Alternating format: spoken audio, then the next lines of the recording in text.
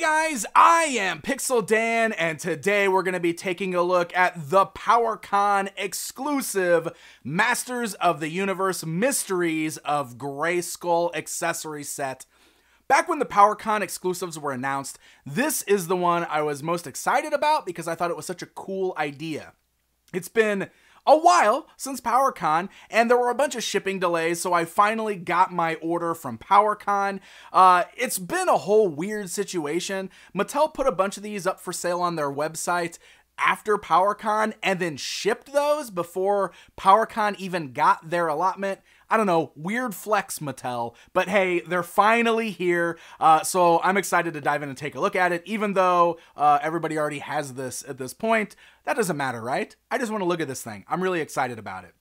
So it comes in a big shipper box, which is neat because it kind of just looks like this wooden box, basically, this great design on here. And then when you open that up, you are treated to this beauty right here. Man, this is one thing. Mattel, with their exclusives for conventions and stuff, they always do some top-notch work with the packaging. This thing is awesome. First of all, look how big this box is. It's like the size of a board game. It's even the same thickness. So like this feels like a board game. The artwork on the front captures that amazing dungeon grate from the sticker inside Castle Grayskull, where you can see all these different creatures trying to break through the grate in the floor there. And this just kind of continues around to the backside, which has got this great scroll like cross cell here, showing you all the different things that can be found inside of the set, including the Explorer spacesuit, the thing that I complained wasn't included with Castle Grayskull. We've got the Spirit of Grayskull, which comes straight from the original mini-comics, and we've got the Orlax of Primaria, just one of the creatures that's breaking through the dungeon grate. So, this is great. There's like a flap on the front that you can also fold open, and it just shows you all the items within the box there. Really, really cool stuff. So let's go ahead and get these guys all opened up, and we will take a look at each of them and see how they measure up. All right, let's kick things off with the Space Explorer suit, which in my opinion is the coolest thing in this entire set, because for a long time, I and many fans have wanted to see that little cardboard spacesuit from the vintage playset turned into an actual action figure. And here it is. We have a full-on action figure of that spacesuit. That's super cool, really weird, very colorful spacesuit. Man, I used to stare at that artwork inside my vintage Castle Grayskull. So it's kind of cool to see it manifested as an action figure, a real action figure. And looking at this thing, it's really impressive to see that Mattel sculpted a lot of new parts for this guy. So first of all, it is big. He stands right at 6 inches tall, but that's just because of the big spacesuit that he's wearing up top. The helmet and everything definitely puts him over the top there. But the overall base body is the same as your Masters of the Universe Origins figure. So let's get in bloodied and battered He-Man here. He's the tough guy He-Man. And we'll stand him alongside the spacesuit just so you can see that they do share bodies. Like it's the same kind of legs and same build and everything like that. In fact, the spacesuit just has the armor on over the standard torso, although it is like really, really on there. You could probably get it off. Here we go. Oh, we could probably pry it off. We got to do it. Okay, there you go. See, just has the same buff boy armor underneath, buff boy body underneath all of that armor that the rest of the figures in the line do. But we got some new stuff going on. I mean, look at this. Look at like the armor on his forearms here. You even have this little gun, which comes right off that artwork. Also, that's removable. I thought that was really interesting there. The helmet is the head, but it can be removed from the joint just like all the others. You can see the little breathing tube just plugs into the helmet there. And then that plugs onto the body. The legs look new with the built-in kind of stripes there. Very Colossus looking. Although the shins and the boots, all this stuff down here, does look like it just comes from Roboto. It's close enough to the artwork, so I will definitely cut them some slack on that because, man, they sculpted a lot of brand new parts for this guy, and that is really cool to see. I also like that they stuck with the really outlandish color scheme to sort of match the way that artwork looked. It's very cool. The artwork almost had a bit of like a Kirby vibe to it, right? And so I love that they kind of capture that here with the actual figure. So it's fully articulated. This armor gets in the way just a little bit, but you can see it's flexible up at the shoulders.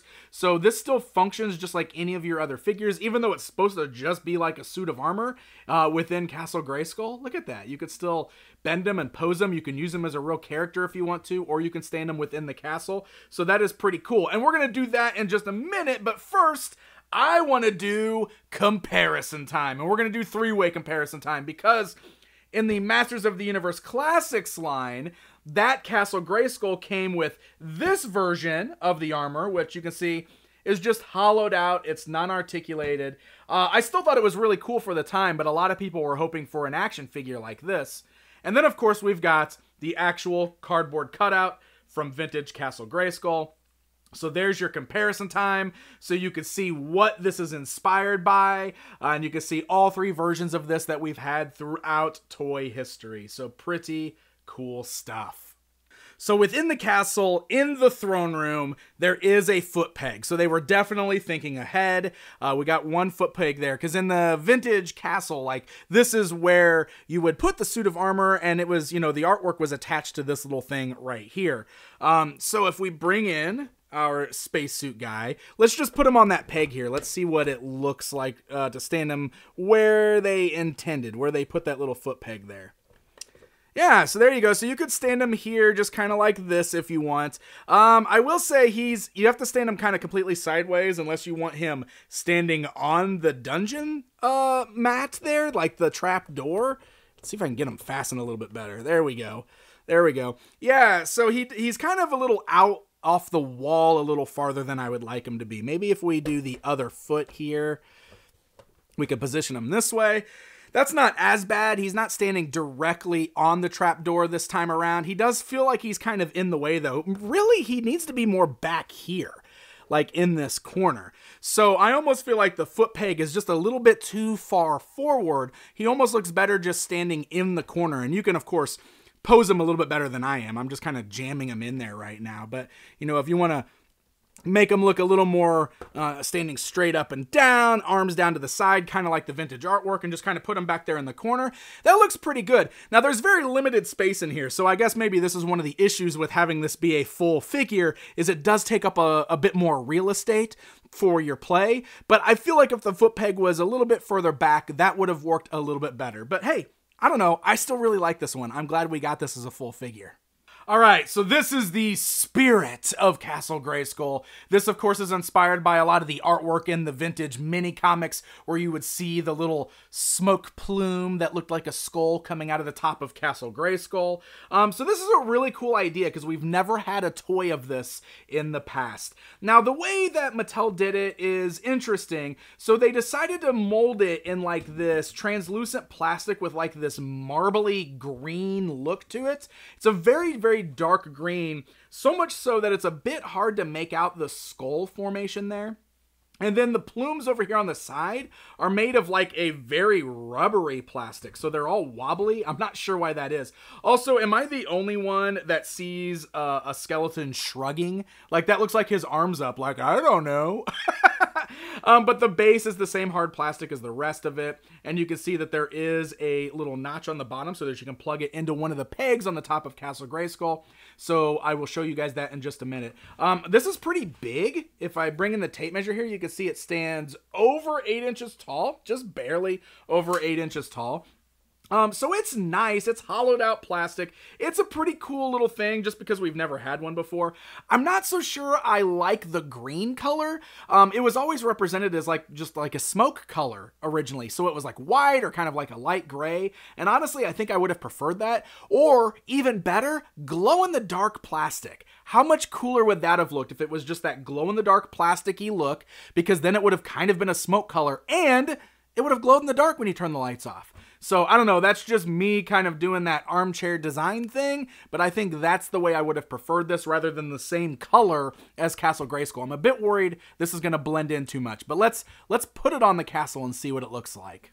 Okay, so the top of the castle here, you've got two options because the flag and the blaster are both plugged on to pegs on the top, which is the same peg. So, like, if we remove the flag, we can then bring in our Spirit of Grayskull, and that should actually clip right up here on that same peg. Boom, just like that. There you go. And it actually secures pretty nicely. So now you've got your little Grayskull cloud kind of coming off the top there. It's a bit of a darker green than the overall castle, but this is exactly what I was kind of wondering how this would look together. I still feel like this would look better if it were a different color, just for the contrast purposes. It feels like too much green this way. Let's see what it looks like on the other side, though. So the gun, of course, can just pop off exactly the same, and then we can just remove this guy, and we can bring him over here. It does look like it fits okay. This is a smaller ledge, and can we get it clipped on? There you go. So there's what it looks like on the other side of the castle, so that is an option for you as well, depending on which way you want to display it. I don't know, I do think it's a neat accessory, and it's pretty cool. I really do think that the greens clash a little bit, but that's just my personal opinion. Still, it's kind of fun that we've got something like this, because we've never had this officially released before now. So finally, that brings us to the Dungeon Grate and the Orlax. And man, this one, guys, I'm not so sure about, but we got a lot to talk about here. So first of all, this is what the Dungeon Grate looks like. It's actually a very hollow, light feeling piece of plastic. You can see there's like a little slit on the bottom. This is because it's supposed to slide under the base of Castle Grayskull, where the Dungeon Grate sits within the castle there. So we got an opening grate door, but it's interesting because it's like it opens up to nothing because it's just more brick floor right there. And this was obviously put there because we've got the little plug-in notch for the Orlax, the big crazy tentacle thing. So this is all just molded in the same color, pinkish color plastic, with the only paint detail being the yellow of the eye right there.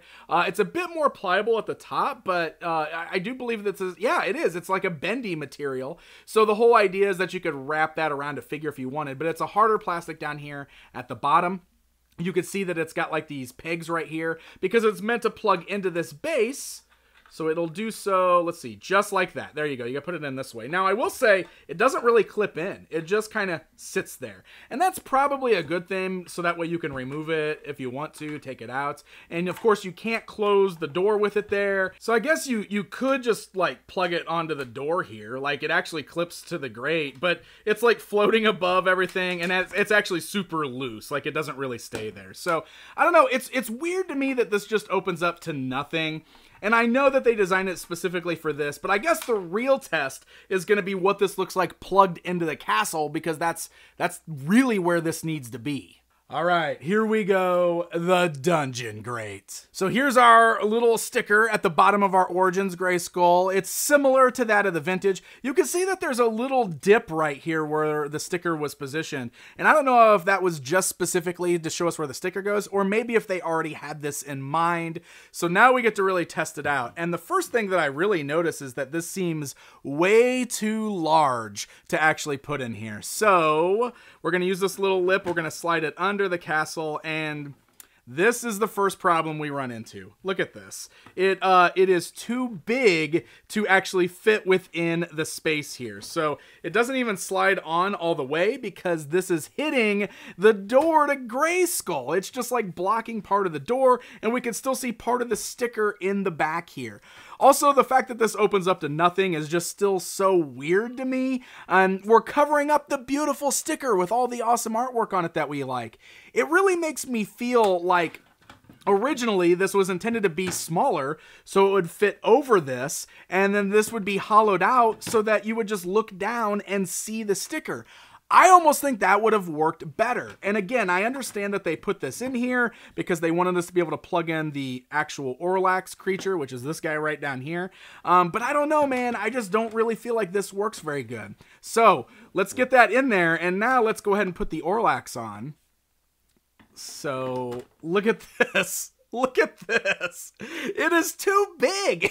So like you actually have to bend this down to get it to fit underneath the floorboards on the second story of Grayskull. This whole thing just kind of feels like a mess, if I'm being perfectly honest. Like it's a great idea, but the execution just isn't there. It doesn't work the way that I think it was intended to work. It doesn't work for this overall castle. It's too big. It doesn't go in all the way. It doesn't even cover the old Dungeon Great sticker. The Orlax doesn't fit in here because he's too tall. This takes up a ton of space. I don't know, guys. I'm a little baffled by this entire thing, and I'm a bit let down because, man, all these years, we've always wanted to see a 3D representation of the Dungeon Great sticker, and we've had a couple Castle Grayskulls now, and it's really never happened properly still. I was hoping that this would bring us a little bit closer than what we've had before, but for me personally, it doesn't really work. So there you go, my friends. That is a look at the Masters of the Universe Origins Secrets of Castle Grayskull PowerCon exclusive. Honestly, this one is a bit of a mixed bag for me. I really am disappointed in the Dungeon Great. Now, like, look, as its own thing, this is kind of fun. You could probably set up some fun displays, or if you or your kids want to play with it, that's cool, man. I do like that the Spirit of Grayskull exists. I just don't know if I love all the splotchy green and everything on here. I do love the spacesuit. I think he is the highlight of the set. This was my most anticipated of the 3 exclusives, and honestly, I just feel a little underwhelmed by the entire package. And maybe I'm being harsh on it, but it just doesn't feel as good as it could have been. I think it's a great idea, giving us things to plus out our Castle Grayskull playset. I wish it wasn't quite as hard to get a hold of. I wish it was something that was a little bit more widely available as well. And I don't know, at the end of the day, definitely a mixed bag of feelings from me. But there it is, my friends. Hopefully those of you that ordered it now have it in hand, whether you got it from Mattel Creations or ordered it through PowerCon. It looks like they have now all shipped, so they should be showing up. And hey, PowerCon made the announcement that they are moving to the Midwest next year. They're in Ohio, and it's going to be less of a He-Man themed show and more of an all toy company toys kind of show. So really interesting to see how that plays out. I will be there, so definitely head over to thepower-con.com. Check out the dates and the information. Thank you guys so much for watching, and until next time.